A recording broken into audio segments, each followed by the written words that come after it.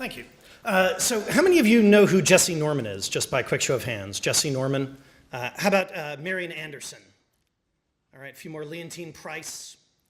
Okay, so a nice mix. How about Madam Florence Cole Talbot McCleave? All right, okay, good.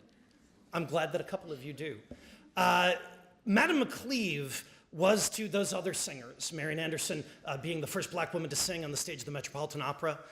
Madam McCleave was to those other singers what Josh Gibson was to Jackie Robinson. She was the woman who put the cracks in the glass ceiling that Marian Anderson, Leontine Price, those other women were able to eventually shatter.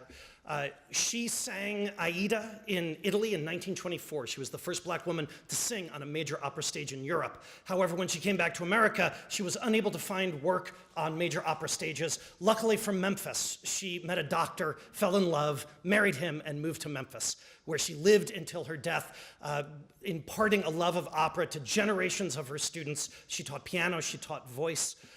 She was a part of a long and proud history of black opera in Memphis that started with Robert Church bringing black singers to his music hall on Beale Street. That history, unfortunately, today is largely forgotten. Last week, I was in Madrid, Spain, representing Opera Memphis as one of 5 US companies invited by the Spanish government to take part in the first ever World Opera Forum. We met with representatives, thank you, I only have 3 minutes, don't applaud. We met with companies from all over the world to discuss the issues facing opera today. We were there specifically to talk about advocacy and diversity.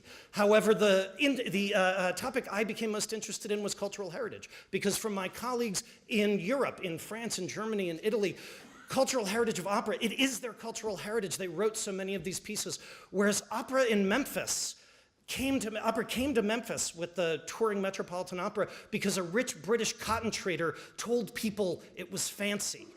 It was brought to Memphis because it wasn't our cultural heritage, because it was not connected to us. It was brought to Memphis to be art for art's sake.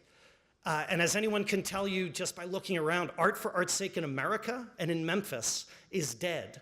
The body may still be twitching, but hopefully all of us can put that pillow over its face to finish it, because the truth is that any arts organization, any opera company in Memphis and America that cannot justify its existence by making the city a better place to live, to work, to breathe, doesn't deserve to be around anymore, doesn't deserve its tax-exempt status.